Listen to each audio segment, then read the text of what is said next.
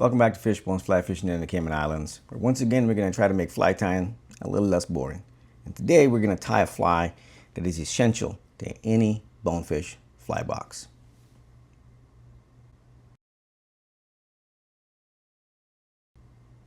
The Gotcha. But first, a little bit of history. If you're not interested in that and you just want to skip ahead to how the fly is tied, or you want to hear the stories behind it, you can use the chapters below and just skip ahead. But for now, let's get into the history. You should read this book because it has almost every bonefish fly you'll ever need, especially all the old school ones, fishing notes, locations, all that. This is where I learned about the Gotcha.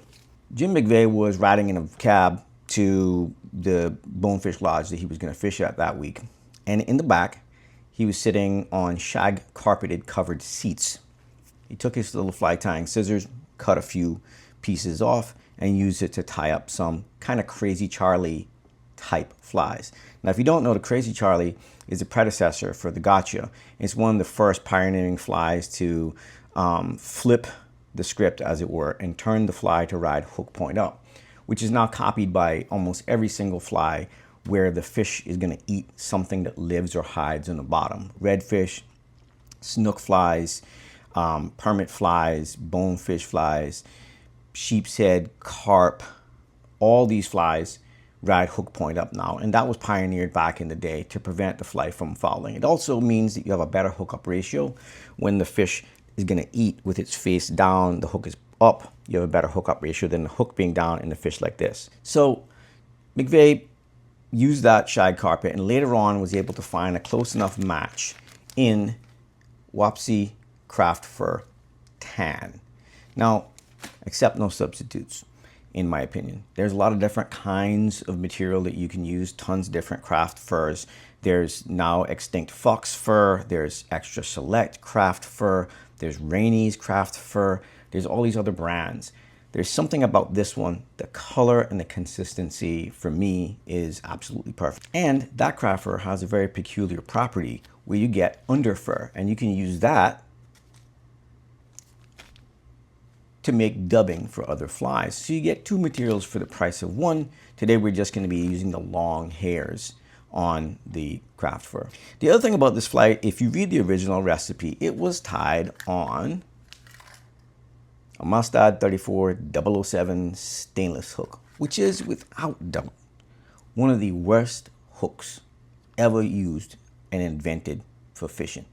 But the thing was, back in the day, there wasn't a lot of choice for hooks, especially for salt water. I mean, think about it. If you're bone fishing maybe 1 week out of the year, you don't want to throw away all your flies and start over every time. But if you use freshwater hooks, that's exactly what will happen because they'll all just rust.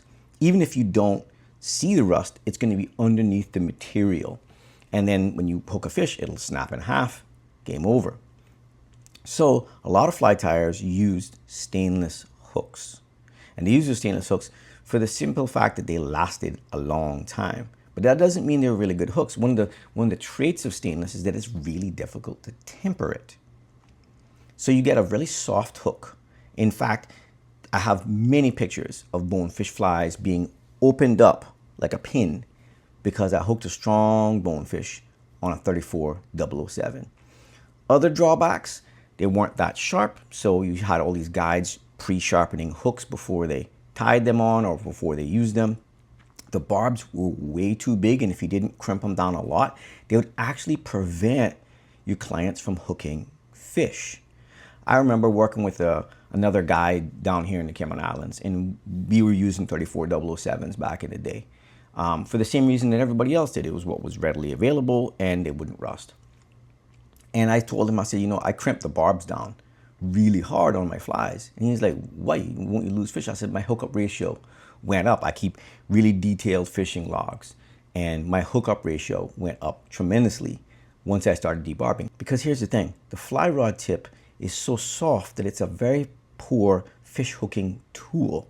And so when you get a client that's used to freshwater and they kind of half strip set, half trout set, if you haven't debarbed that hook, the hook point just goes in up to the barb. Fish runs off, fly pulls out.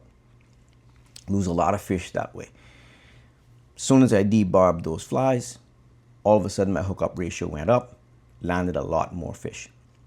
So that was some of the drawbacks of these hooks. And actually, the 34007 is what gave Mustad a bad name in the hook world, because they were, no question, terrible hooks. Thank God that era is over. But today, instead of using a 34007, which I still have a few, we're going to use Mustad signature big game hooks in the same size, number 4. Now, unfortunately, you can no longer get these hooks either, because Mustad has upgraded them yet again. But I will say, if you can find them, they're a wonderful hook. They come chemically sharpened. They have a super small barb designed for fly fishing.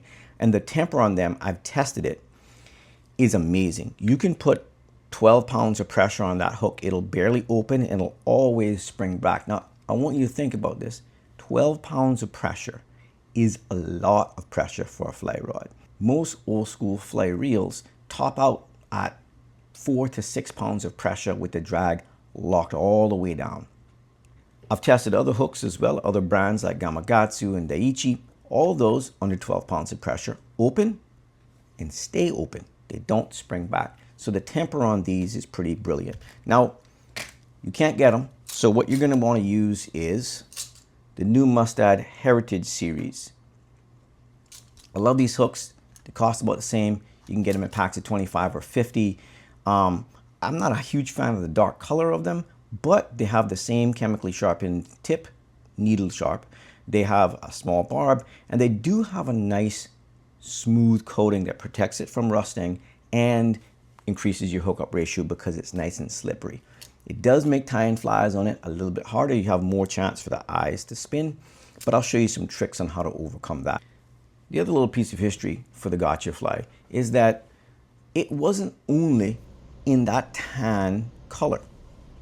In Dick Brown's Bone Fishing Flies book, they do mention a orange variant and a rust-colored brown variant, both for fishing over darker bottom or near mangroves. I have found bright pink to work really, really well, olive color to work really, really well. Here's one of my Gotcha variants. That's a sort of a mantis shrimp fly. So don't be afraid to mix it up, change it up. You know, all the stuff that we are going to use today, craft fur, diamond braid, flash, all comes in a bunch of different colors. Another variant that I love is you throw a couple of these brightly colored orange legs on the back, and that makes a hot legs Gotcha, which is killer when you have a little bit cloudy water and you want the fish to see the fly. Maybe you're fishing a little bit deeper, maybe it's a little bit overcast. That little bit of bright orange will get their attention a little bit better, cause them to see the fly, and you might get a better reaction. That's enough for the history and talking about hooks. Let's get into tying the flies and telling some stories. So the first thing is, this is probably one of the first flies that I ever tied. And just like back in the day, I always start by debarbing my hooks. Like I mentioned earlier, these hooks have a very small barb to begin with, but that doesn't change the fact that I want a nice, easy, clean release. Always respect the fish, debarb. I love these vices, these spring-loaded Regal vices, because you can easily pinch the barb down without using a pair of pliers or anything. The first thing that we're going to add is a little bit of pearl braid. Cut a little section of it, and we're going to tie it in as the tail.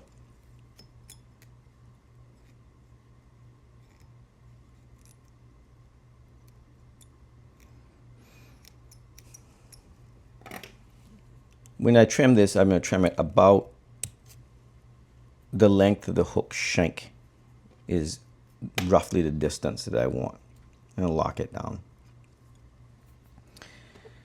This is probably one of the first flies that I ever tied, but I don't remember that because back in the day when I fished in the Cayman Islands, which is where I learned to fly fish, there weren't really that many flats that had sort of sandy, clear bottom that you'd fish that looked like the Bahamas. And that's mostly where you're fishing this fly. And it didn't come on its own with Weedguard. We're going to add one today, and that's going to make it a huge improvement. So the first time I ever used it, I had gone over to the Bahamas, and I had Stefan and Kim Vledas's book, Fly Fishing the Bahamas. By the way, when I tie in my eyes, I like to start by tying them in at a 45-degree angle, making half a dozen wraps or so. And then what I'll do is I'll push it back to straight and wrap slowly the other way. Sometimes I'll use my finger and pull it. I know it's hard to see. And I'll do that until the eyes are now at a 90-degree angle on the hook. Pretty critical in tying any bonefish fly. Make sure the eyes aren't too far back. If you have big eyes and they're really far back on the hook, you won't have enough of a gap between those big eyes and the hook point to hook the fish. You don't want it so far forward that you can't tie a nice head, and you still have to leave room for the wing and the weed guard. So I give it about an 1/8 inch or so. That seems to be a good for these medium Bead-Chain eyes, kind of medium large actually, and then this number 4 hook. So I go over to Exuma with my girlfriend at the time, and while we're over there, I had booked a guide named JJ Dames. You know, I don't know if JJ is still guiding, but if you are, Godspeed, my friend. Wrap the body, lock that in, trim it. Now, if I am doing a bunch of these all at once, like a production style, I often whip finish right here, throw that to the side, and keep going. I'll have all my stuff prepped up, but we're gonna do the whole thing all at once. Now I'm just gonna invert the fly and get ready to add the wing. So anyway, I'm there fishing with JJ Dames, and on the second day I said to him, I said, man, can we go wading? I'm used to wading. He's like, no problem, I'll take you to a good wading flat. So we go to this flat, and the tide is coming up. There's hundreds of bonefish in small pods, and they're all kind of coalescing into a giant school. And around them, all these young lemon sharks. Now, that should have been my first red flag, but I'm with the guide. My girlfriend stays back at the boat. We get 200-300 yards away from the boat, and we haven't caught a fish yet. We're going through different flies, but the bonefish are being particularly nervous because of all the young sharks. The guide says, listen, man, I'm going to head back to the boat, and I'm going to get your girlfriend and go around the island. You keep fishing, man, no problem. And then walk across the island. It's all hard sand. I'll pick you up on the other side by the channel. I said, no problem, man, I'll keep going. So the next step, as you can tell, this is a super, super easy fly, is we're going to tie in the wing.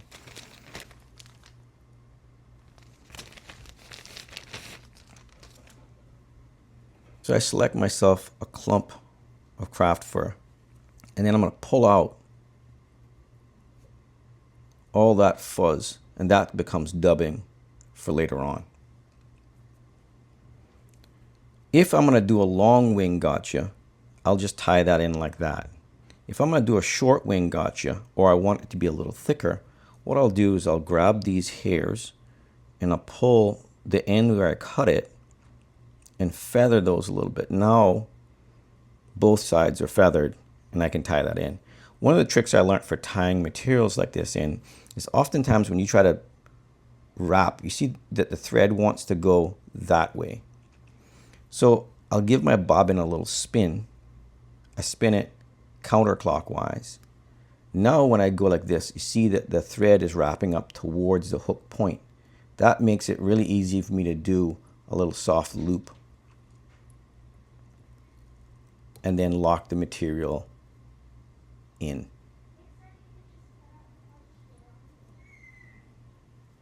You can see that makes a nice short wing gotcha, which is really close to your Crazy Charlies. You're getting a little bit pickier fish. Sometimes that shorter wing, a little smaller schooly fish, the shorter wing is a little bit easier of a sell. So I'm on the flat by myself, and I decided to put on a little gotcha. I only had 2, by the way, because I didn't know that's what I was supposed to have. And those were the 2 main flies that we used the whole week. In fact, because I only had 2 and I had 3 days guiding, I had to Frankenstein a whole bunch of flies, taking my scissors, cutting off, actually taking my pocket knife, cutting off the wings off of other flies and the tails off of other flies. I didn't have my fly tying kit with me. I always take it now when I go on trips. So I had to use dental floss to tie in wings and make Frankenstein kind of gotcha flies, which I caught fish on the rest of the week. Anyway, I'm back on the flat. I put on a little gotcha, cast it out there. I change my retrieve just a little bit, and I catch a fish. Well, I hook a fish. I'm fighting this fish. I'm fighting the fish. The fish kind of runs through the school, scattering them, and he runs off. I'm fighting the fish. School's behind me. My spider sense starts tingling. I turn around, and here comes one of those lemon sharks right at me. Now, JJ had explained what to do. He said, sharks come at you, that's no problem. They just want your fish. Just stomp on the ground, you know, make a bunch of noise, and just spook them off. So I'm stomping. I'm yelling. Shark keeps coming. Keeps coming. So now we're going to add one more clump, and this time we're going to add the full length of it. I like the way this tapers the body. It's not essential. Again, I'm going to pull off most of those fuzzy hairs. I've got this in like this. And now I'm just going to lay that over top. Again, you can see if I spin my thread, it wraps up towards the hook eye. It makes it nice and easy to tie this in. I make the first wrap really soft. I don't want to twist the material. And then the next few wraps are tighter. Hold the material up, trim it at an angle, and then you can finish wrapping it in. The other thing about unraveling the thread like that and making it flat is that you can make a much smoother head. And now we're almost done. We're just going to add some crystal flash, and we're going to add a weed guard. So back to the story. I'm fighting this fish, stomping on the ground, sharks coming, it won't stop. Now I'm barefoot on a flat by myself. I look back, the guide is gone, boat is gone, I'm by myself. So I just jump. I had just watched a bunch of like Discovery Channel stuff where I remember Steve Irwin jumping over sharks on the Great Barrier Reef. So I jump. But as I'm in the air, I get furious. This shark is gonna eat my bonefish. So I stomped on its back with all my might and jumped back off. That has never happened to this shark, I can tell you that. He freaked out, took off, big giant swirl of sand and mud, and it shot off into the horizon. And then I was able to take my time and land my little bonefish. I'm amped up though. All the adrenaline is flowing through me. It's a pretty crazy scene. When I add in the crystal flash, these materials don't compress. So what I like to do is get a few strands. I'm going to pull them under the thread, lay them out about the length of the body on one side of the fillet, make a wrap, double them back over, that'll lock them in, make it less likely to pull out, and then trim it the same length. That gives you your little flash. And this, so now we have a nice tapered long wing gotcha, and all we got left to do is put in our weed guard. So I'm amped up, shaking, release the bonefish, and I look up, and between me and the school, which is like now 1,000 strong or something, I mean hundreds and hundreds of bonefish, there's 6 young lemon sharks in a semicircle between me and the school. They know that lunch is coming. I'm amped up. I start yelling. I start poking at them with my fly rod, you know, stomping my feet, doing all this stuff. Sharks kind of scatter. I get as close to the bonefish school as I can to try to release my fish. I release it. It swims off about a dozen feet. Out of nowhere, a young lemon shark appears, cuts it in half. I'm still freaked out.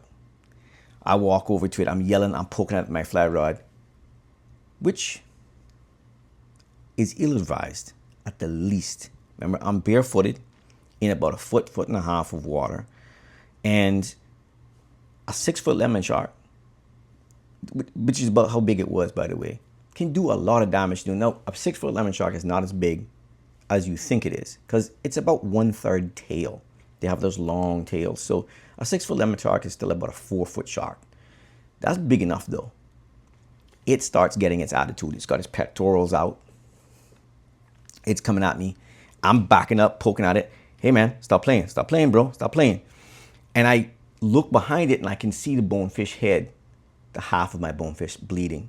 I make a big circle, kind of trying to fend the shark off, hoping it won't eat my rod tip. Go back past the head and the shark goes, oh, food, gets distracted. I book it. Run across the island to meet the guide. So when you get ready to add the Weedguard, probably the most critical component is to make sure you have a place to tie it in. There's a couple of different ways you can do this. What I like to do is I like to use pliers like this with some teeth on it. I want to put about an 1/8 inch of that into the tip. Now most monofilament that you use that's stiff like this comes in a natural curve. I want that curve to face back towards. A lot of people do this. No, that's no good. You only need to do that if you're not using stiff monofilament. Put about an 1/8 inch into the tip of the pliers. Squeeze really hard. I like pliers with teeth because once I pinch and then I bend it up, now I've got all these little ridges that the fly thread is going to lock into. Try to position that right on top, right in the middle of the head. Make a few wraps to lock it in. Trim it slightly longer than the tip. And now I'm going to use my thumb and push it back up. Make a wrap, make a locking wrap, wrap, wrap, locking wrap, wrap, wrap, and test it. That's pretty good. I'm using 20 or 25 pound stiff mono. You can use Mason hard mono. That's great. Once I've got that, that's lined up. It's not leaning to one side or the other. Now I'm going to do my whip finish. About 5 wraps. If I'm not going to use a head sealant or head cement, I'll do 2 of these because then I'm less concerned that it's going to come apart. Especially if I'm going to tie a fly on site. I don't want the smell of that stuff to affect the fish or if they're spooky fish. But there you have it. That is a standard McVay Gotcha in the classic Gotcha colors. And you want to seal it up. I like this stuff. Sally Hansen's Hard as Nails. It's pretty good. Smells terrible though. But there we go. Make sure you don't get any in the hook eye. And if you do, and you need to clean it out, which is where something like this comes in. You can just shove it through the hook eye, clean it out. So here's the final part of the story. I walk back across this thing. I'm still freaked out about this shark. I get into the boat and my guide and my girlfriend are both like, you seem freaked out. I'm like, that was crazy. And they start laughing. I'm like, what are you laughing about? So my girlfriend tells me that when the guide had got back to the boat, JJ had looked back and he had saw me with my hands in the air like this. Now, that is a universal sign of somebody who knows how to bonefish. I was a guide before I went and I fished with JJ. I was just a guide in a different kind of place. Like the flats in Cayman are different than the flats over there. So I hired a guide because I wanted to learn the flats over there. But I at least knew the fundamentals. And one of the fundamentals is bonefish swim with their head down. If there's a sponge or a mangrove shoot or a little piece of coral or just a rock, and they're running with their heads down and you don't keep the line up out of the water, once they run across that obstacle and they feel the tension, they'll turn at right angles to it, wrap your line around that obstacle and break you off. And so if you're fighting a bonefish, once you hook them, your hands are up here. The other thing that does is it keeps all of the fly line out of the water, or at least most of it. I've lost a lot of fish, especially on these old 34-007s, because they're going sideways trying to pull a 110-foot fly line through the water and just open the hook up or break you off if you're using too light of a leader. Anyway, JJ had looked back, seen me with my hands in the air like this, and was like, gets into the boat and he's laughing, and my girlfriend is like, what are you laughing about? He goes, oh, I think your boyfriend hooked a fish. And she goes, well, that's not funny, right? And he goes, oh, no, no, no, no, no. That's good. But them sharks, they probably chasing him right now. He knew, man. JJ knew. That's probably why he left. He was like, shh, we're getting into shark time. I'm going to dip.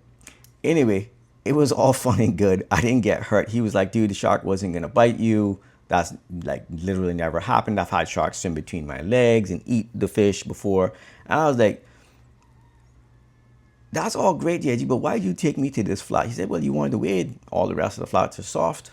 So I brought you here. That's my story about using a gotcha for one of the very first times and being forced to jump onto a shark, which I'm not entirely sure that anybody else has ever done, especially not barefooted. Hope the shark's okay. My bonefish is not okay. I never went back to that flat. But I still use gotchas to this day. I just add weed guards. And the reason why I add a weed guard now is because it's almost impossible to add a weed guard on the flat, but it's easy to cut one off if you don't need it. Anyway, that's story time, fly time. Until next time, stay salty, my friends.